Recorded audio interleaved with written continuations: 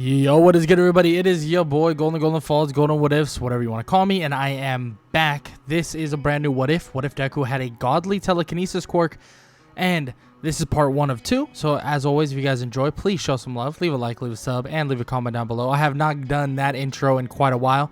Sorry for the leap of absence. I mean, for one, I was taking a little bit of break to figure out exactly what I wanted to do next.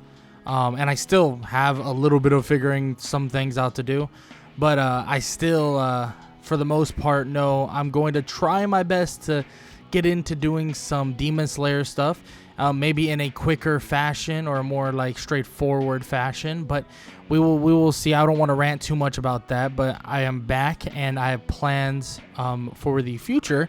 So yeah, I don't have much else to say. I don't want to waste much more of your time, and I want to get right into it. So let's get it. Izuku Midoriya is born into a world full of superpowers that they call quirks. And these quirks are very, very important because a vast number of people have powers ranging from a various different types of sources. Now, these quirks can vary from your simple quirks like, being stronger. Maybe some quirks that make you a washing machine, or some other quirks that make you borderline gods. And Izuku Midoriya, well, he would have a quirk like his mother's, but he would get a version of the quirk that is literally godly.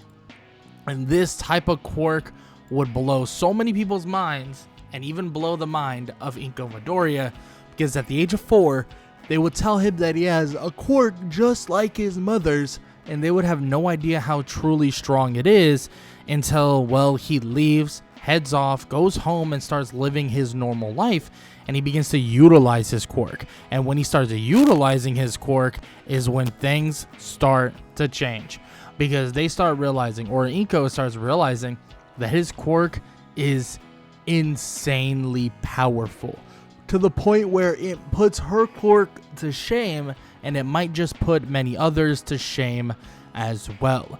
And it seems like Izuku's powers continue to evolve every single day.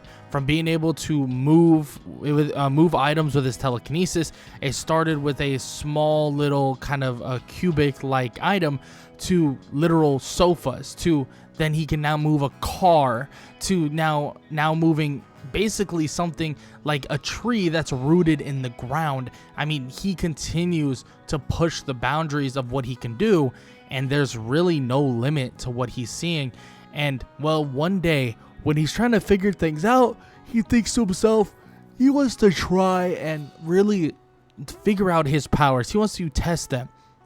So he goes to a beach, Dagobah Beach, which is riddled with a bunch of trash, and he's around the age of about 14, maybe 15 at this point, and he decides that he wants to lift up every last bit of the trash, and we're talking piles and piles of some of the heaviest trash you've ever seen. And when he tries to, he begins to lift it all at once, and he begins to realize that his powers, the powers that have been granted to him, may be something that he doesn't even fully grasp, something he fully doesn't even understand yet, because this power, this strength, and what he's capable of might just be off the freaking charts. Because Izuku Midoriya now understands, he now gets it, that the powers that was granted to him were not his mother's. They were far from it. Yes, they were similar, but they were not the same. And when I mean far from it, I mean very far from it, because he begins to show off during this time he shows off so much to himself. He shows off his ability to carry countless numbers of pounds. We're talking thousands of pounds, tens of thousands of pounds, and he begins to really realize that his power is going to continue just building and building and building, and it's not something he could even really wrap his head around, at least not something he can wrap his head around quick enough. And eventually he would be at his middle school that all of his students, everybody's there, and everyone's like, we all love, we all want to be heroes, and everyone talks about their powers, their everything you could think of, right? That's all the stuff they're talking about. And, well, let's just say the teacher would basically say, like, yeah, we all know none of y'all want to do some normal job. You guys all want to be heroes. But then he calls out both Izuku and also Bakugo, who are trying out for UA High School, which UA High School is a big deal. And, well, let's just say Bakugo doesn't necessarily hate Izuku, but he does hate the fact that he's trying to upstage him. But Izuku, in his mind, he's not trying to upstage anyone. He's trying to be himself. He's trying to push whatever he can to the limit, whatever powers he has to its limits, and he just wants to prove that he can truly be the strongest ever, and he could be the greatest hero ever, aka the #1 hero. And this right here is something that Izuku has been working for, and something Izuku wants so badly. And soon, before you even know it, they would be allowed out of school, and he would head home, and he would start by going underneath a bridge. And as he goes underneath that bridge, well, he would be attacked by the sludge villain. But when the sludge villain would attack him, Izuku would have a chance to really show to himself what kind of powers he has right here and right now, as he would immediately halt the sludge villain in his place, making him unable to move entirely. And as the sludge villain tries to struggle his way toward Izuku, Izuku basically splatters him against the wall over and over and over again until he's just a couple of literal tiny sludge-like pieces.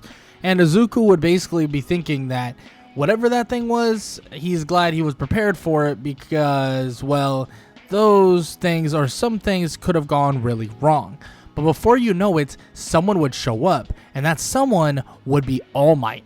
All Might would show up out of nowhere, and it would shock Izuku. Izuku would be thinking, whoa, this is insane. Like, this is All Might? Like, are you serious? Why are you even here? But then an explanation would occur with, you know, why he's here and so on and so forth. And Izuku would basically learn that All Might basically is here to stop this villain. But luckily enough, Izuku was able to handle his own, so nobody actually would get hurt. And this would lead to them capturing the sludge villain, Izuku getting a autograph, and him heading home and preparing for the next 10 months for the UA entrance exam. But honestly, Izuku's powers continue to grow day in and day out, and when he goes to Dagobah Beach and many other places and continues training and working out and just trying to up his abilities with his own with his own strength and with his own telekinesis quirk and all the above, Izuku starts really showing off, right? Izuku starts showing off some capabilities that are beyond so many different heroes, or really so many different potential quirks that people have been dealing with. And at the end of the day, Izuku continues to basically to show that his capabilities are insane, like ridiculously insane. And well, he kind of just proves to himself what he's able to do, and proves to himself that he can have these capabilities that really are up and coming for himself. Now, he continues to train, but everything's very minor, right? It's not like he can have some insane training regimens and insane this or insane that. I mean, at the end of the day, it's not much he could really do about it, right? There's not much he could really do in general about dealing with some of these things and dealing with, with his own training regimens. He's not quite in UA just yet, but he would eventually have a chance at going to UA, being that his chance would be obviously through the UA entrance exam. And that all starts one day, and he's able to basically learn about what he needs to do, what's going to happen, and for the most part, what's going to occur throughout this time.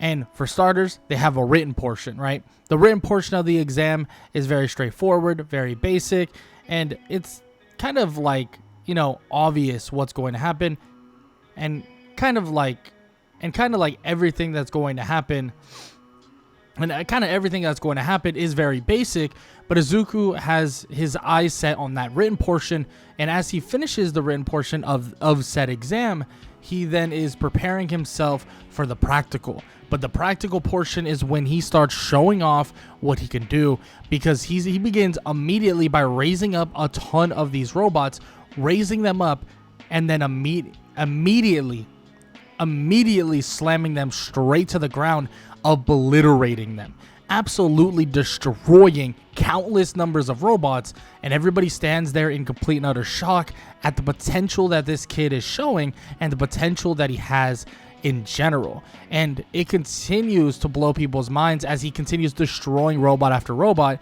and that even includes saving Ochako Uraraka and also destroying or helping destroy the 0 Point robot, which may not give you any points but definitely gives you kudos, especially in regard to how strong and capable he's able to show himself to be to all the teachers and faculty of UA. And before you know it, he would be at home awaiting that letter. And before you know it, after helping so many and after defeating so many basically robots as well, it would now be time for him to take that next step.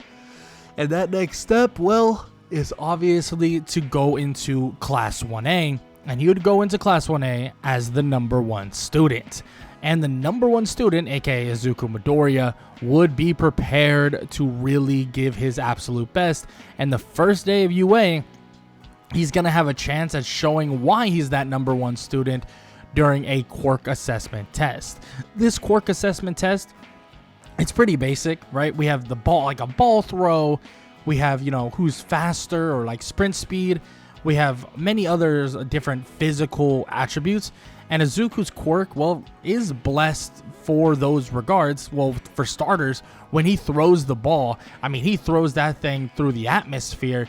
And then when we're talking about speed, Izuku has the ability to basically fly, or at least hover himself and push himself forward at very, very fast speeds. And Izuku does this every single time he's out there, and it's pretty damn impressive for everybody to watch. And Aizawa realizes quickly that there's nobody else that's going to be #1, or at least close to #1, other than Izuku Midoriya. And this is a little bit of kind of what he can really do. And he has a lot more to show everybody, but he's going to have to show it in different circumstances. Because obviously every single circumstance as a hero is going to be different. Now, as we approach the Heroes versus Villains training, Izuku has a brand new circumstance to work with, and that is teaming up with Ochako Uraraka, someone he actually already saved, and on top of that, facing off with his childhood rival, Bakugo, teamed up with Tenya Ida, seemingly the smart / stuck-up, in a way, kid in the classroom. Now, as they face off for the first time, Izuku is given the role of the hero, and their whole job is to enter the area or the building and secure the bomb. And you could do it many of ways, but you have 5 minutes to do so. So they decide to plan. They plan for about 5 minutes, and they prepare for a siege within the building. But Izuku's whole plan really revolves on them basically flying around, looking to see where the bomb is, and once they're able to secure it, they're able to flood in pretty easily. And that's exactly what happens. They find the bomb through a window, and they would immediately use his telekinesis to shatter the window, and actually shattering it to the point where it barely even makes noise. He shatters it as in a way of like, he legitimately turns it to dust. And immediately when he does this, they fly in together and they touch the bomb. And frankly, a lot of people are looking at this and thinking, well, that was kind of all Izuku Midoriya. I mean, yes, she did have some involvement, but overall, Izuku did everything there. I mean, flat out everything. And the fact is, Izuku is overwhelmingly going to be the better kind of person for this, or better hero for this scenario, which doesn't take anything from Ochako, but still is pretty damn absurd how well he can work in this type of scenario. Now, of course, with all that said, they do have another scenario or another kind of training session coming up very soon, and that training session is actually your rescue-like training, and it's pretty damn beneficial to get rescue-like training as soon as possible, but it seems like their rescue training is going to be cut pretty short because there's a mole within the entirety of UA, and that mole has given information to the League of Villains, and the League of Villains is going to immediately siege, or aka immediately kind of crash in on this rescue training. And when they crash in on that rescue training, when all the students are waiting and there and ready, it seems like the villains would surge in, and Aizawa would tell every single student to stay put, protect themselves at all times, but do not engage. And Aizawa goes out to fight off all of these villains, and it seems like he is a very capable fighter. And this does lead to Kurogiri teleporting many of the students to different areas, including Izuku being teleported within the water. But Izuku is able to use his telekinesis to create a tornado of water, basically, to surge him back up to the surface and find a boat. As he lands on the boat, he's right next to Asui and Mineta as well, and he asks them what approach do they want to take here, in which Asui even asks him, like, do you think you could just get us across the water? And he says, yeah, I mean, of course, but we also have to deal with those people down there.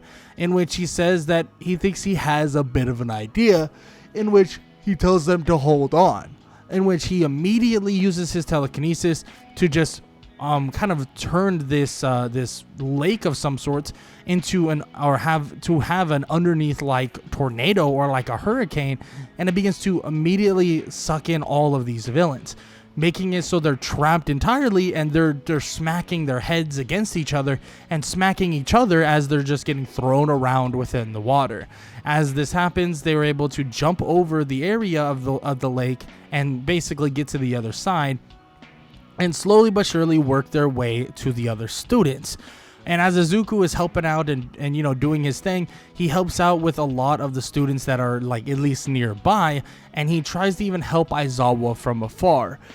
This even leads to him realizing that Aizawa is about to be attacked by a giant villain, a monstrous and kind of muscular like villain by the name of Nomu, or Nomu, and it attacks Aizawa, but Izuku is able to stop him in his tracks. From far away, Izuku is utilizing his telekinesis and stopping the Nomu entirely. And as he's stopping this Nomu, basically Aizawa is trying to find an opening to actually defeat him. But frankly, Aizawa doesn't do enough damage, and all he can do is kind of stall this thing out, and he looks toward Izuku and nods his head, kind of in confirmation on the idea of Izuku needing to hold this thing still for quite a bit of time. Izuku knows what he has to do, and he is fully for it, so he holds that Nomu still entirely. But Shigaraki quickly would realize what he's doing, and he would try to use a portal to actually grab onto Izuku, aka using Decay on him. Before he could do it though, Aizawa is able to cancel his quirk, and they're able to catch Shigaraki off guard.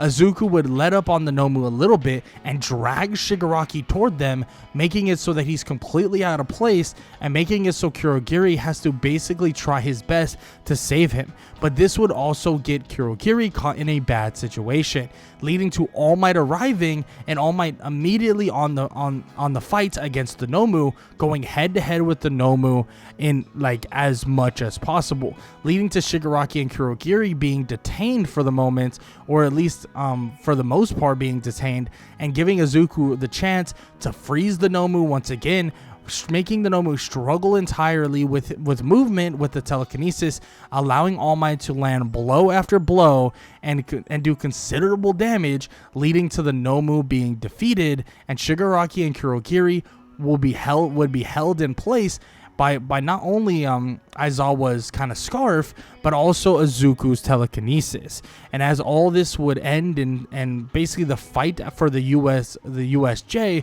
would come to an end as well, it would now be over. It would now be over for the villains that came in, and it would now be over for the League of Villains, and they would be put behind bars, at least Shigaraki, Kurogiri, and the Nomu. But it seems like the end of the League of Villains is just not quite now. But the students of UA, including Class 1A, who just went through that insane predicament, have to turn their attentions to what they call the UA Sports Festival, because the UA Sports Festival is an important part of their journeys and an important part about them getting to an agency, and that's exactly what Izuku is looking forward to. And being that he's the #1 student in Class 1A, he has, well, and obviously he has the speech to do, and he tells everybody that he's excited for them to see what he's capable of and what everyone else is capable of, and so on and so forth. But as all of this is occurring, as Izuku Midoriya is speaking, and as Izuku Midoriya and many others are talking and basically rambling about, they listen to Midnight, and they listen to Midnight basically announce what the next event is, or the first event of the UA Sports Festival this year. And that event is the obstacle course race. And this excites Izuku because, frankly, this is going to be very, very easy. So he kind of awaits the start, and as everybody is allowed to leave, he immediately would just use his telekinesis to slow everyone down, and he flies off at insane speeds. Everybody watching as Izuku just bolts off, and even some of the other stronger people, being that of Todoroki and Bakugo, try to use their movement abilities to catch up. But even Izuku is too fast for them.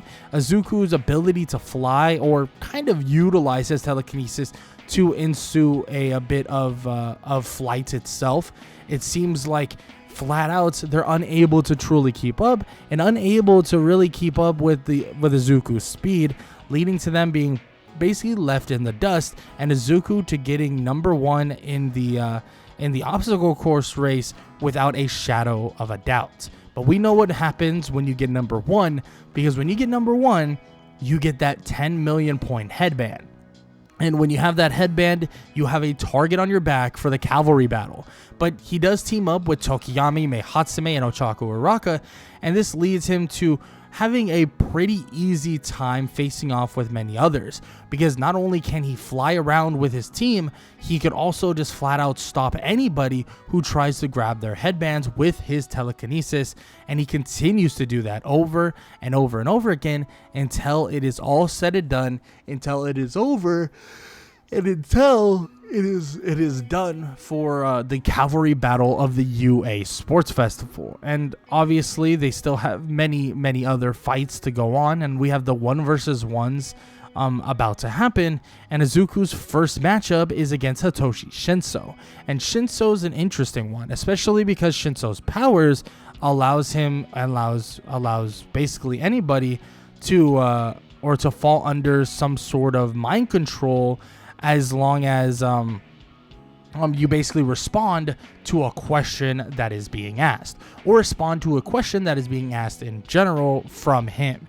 But luckily enough, he's able to, or Izuku is able to get some insider information about this, and he's able to get some heads up about why or how this is happening, or how people got mind controlled in the first place. And Izuku is able to, for the most part, avoid the mind control and avoid what's going to happen by just pushing him straight off the stage, aka straight off the kind of platform, and making it so he gets the win there. And really there isn't too much of a fight between him and Shinso, but one fight that many other people that are watching are excited for is Izuku Midoriya and Todoroki. And this fight is an interesting one because at the start of the fight, before it even occurs, it seems like Endeavor, yes, the father of Todoroki, is actually talking to Izuku, asking him to get him to use his fire side, asking him to basically bring out the best in Todoroki. And it is a little bit odd and a little bit something that is being questioned, or something that Izuku is questioning for the most part. But he thinks that, you know what, if he gets an offer from Endeavor for doing this, it might be worth it. So he does, for the most part, try and get Todoroki to utilize his fire side, trying to either goad it out of him, or kind of tell him, like, you know what, if you, you're not utilizing your quirk in your fullest potential, and that is your quirk. Stop acting like it's not. That you can make the quirk your own, and you can make the quirk exactly what you want it to be. And of course, there is some contention there for, you know, Endeavor and everybody. Everybody is kind of like, or Endeavor more specifically is basically watching closely, wanting him to do it, wanting him to use his quirk, because Endeavor sees it as something like he needs to be utilizing that quirk and utilizing, you know, everything else as well that was gifted to him, because of the fact that he can carry on his legacy. And this does lead to Todoroki eventually utilizing that fire side, because Izuku's telekinesis is overwhelmingly stronger than the icebergs that are being sent Izuku's way, right? The icebergs are nothing to Izuku, and when the fire comes as well, Izuku is able to put up basically a wall of kind of this telekinesis-like power and reflect it right back, which is pretty damn insane to look at. And well, let's just say Izuku had a plan for this specifically too, because he had a feeling there was a good chance, right? A good solid chance that Todoroki would listen and Todoroki would decide to actually use his fire side. So he had to be prepared nonetheless, had to be prepared no matter what. And that's exactly what Izuku was, prepared for whatever was going to come and whatever was going to hit him, and he was ready for it. Izuku Midoriya was ready for basically this fire side that could potentially overwhelm him.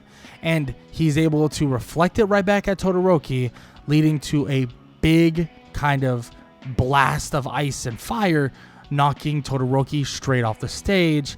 And from here on, it's all easy work, right? Especially with Tenya Ida and Izuku's speed even being far more comparable than even Tenya's.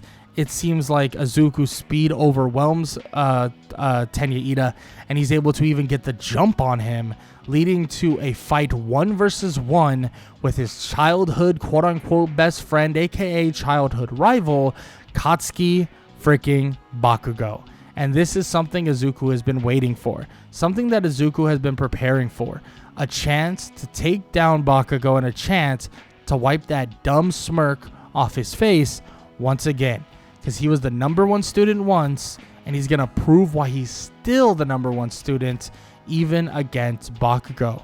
And when they go at it, it's a spectacle. Izuku is using his telekinesis to block the explosions for the most part that are being sent his way.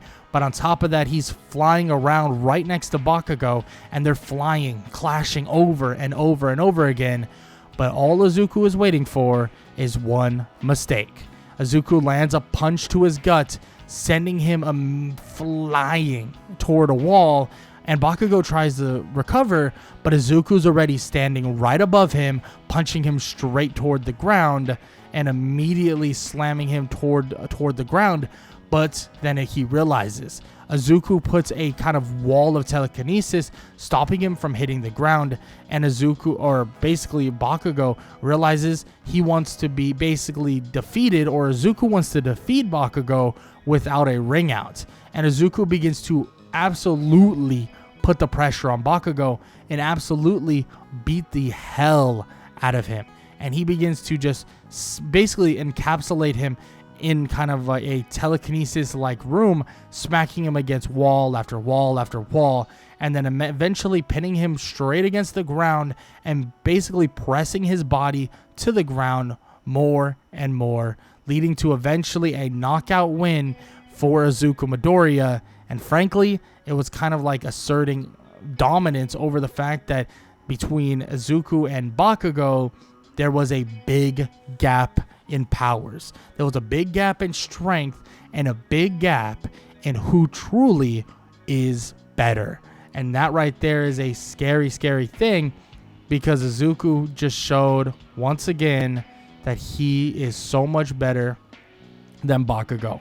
And he shows once again that he has a massive advantage over the quote-unquote person that is, you know, somehow some sort of prodigy.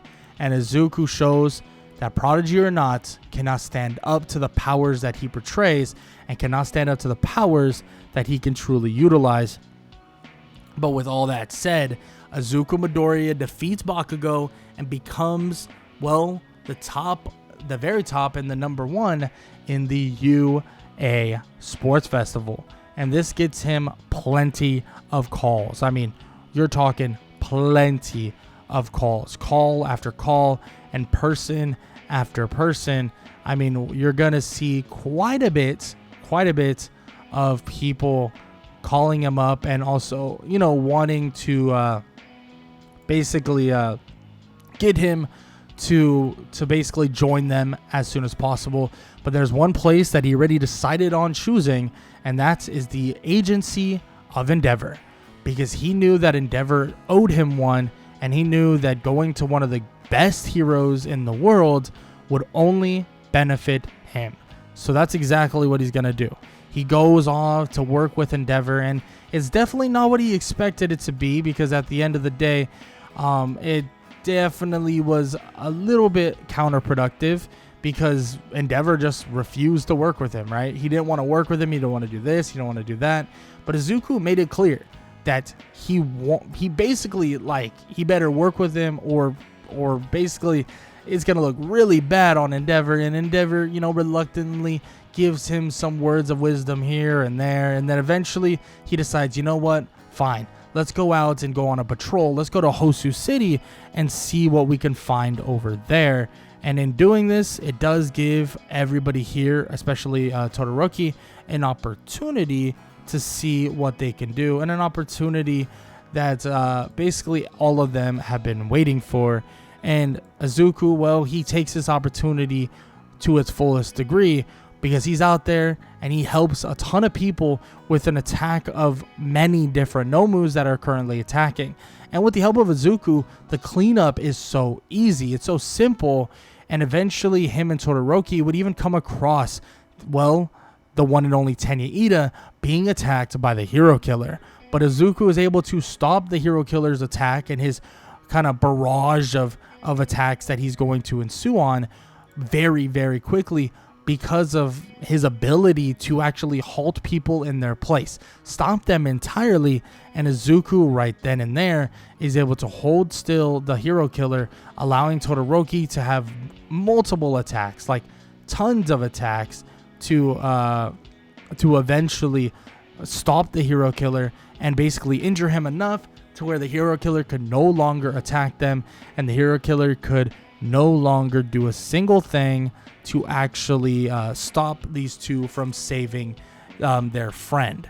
And Izuku Midoriya and Todoroki, or Shoto Todoroki, is able to halt the hero killer in his path, or in his wake, and eventually it leads to Tenya Ida being in safety, but also Endeavor coming over and taking all the credit, because, well, let's just say students shouldn't be fighting against villains, and just because you're saving your friend doesn't make it right, which is a bit of a weird thing to kind of talk about, and a bit of a weird thing to even get into.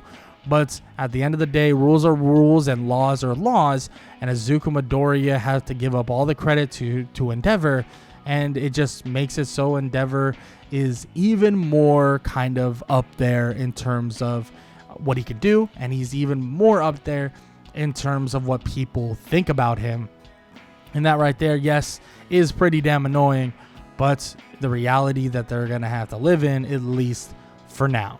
Now, as all that is said and done, Izuku Midoriya is basically ready for whatever's to come, and it seems like the next thing that they're going to have to get into, and the next thing that they're going to have to ensue in, is actually going to be something pretty straightforward. At least that's what they think initially, and that is the final exam of UA. And if you pass, you should be able to, or allowed to, actually head on to basically get to the kind of the forest training camp, right? So that's basically where they're going to head to, and what they're going to do, and what the plan is for the most part. And yes, they do try to head to that point. They do try to go to the forest training camp as easy as possible, or try to get to that point for the most part. And it seems like Izuku not only is obviously preparing for kind of what's going to happen, which would be the kind of written portion of the exam, which Izuku is able to pass pretty easily. Nothing insane happens, and he's able to pass the written portion pretty simply. But what they don't know is that they'll be facing off with the teachers, which makes things quite a bit more difficult. But they're going to be facing off with the teachers, aka some of the other heroes, and his matchup is against All Might himself. Yes, the number one hero, All Might. Izuku Midoriya and Katsuki Bakugo will go face to face with All Might himself in the next part of What If Deku Had a Godly Telekinesis Quirk. I hope you guys enjoyed the video. If you did, please show some love. Leave a like, leave a sub, and leave a comment down below. Sorry for the extended break that I took. Honestly, I took a break, wanted to take, a breath from how much content I was pumping out, and then I got a little bit sick, and then realized I couldn't really record, at least not as much as I wanted to. So I was like, you know what? Hopefully I can come back now, which I am coming back now. But hope you guys still enjoyed the video. Part 2 of 2 will come out hopefully tomorrow, but we will have to see what happens. Obviously, things come up sometimes, but ideally, the next part will come out tomorrow. That'll be the final part, and then the movie the next day. But with that said, I hope you guys enjoyed, and I hope all y'all have an amazing day. Later.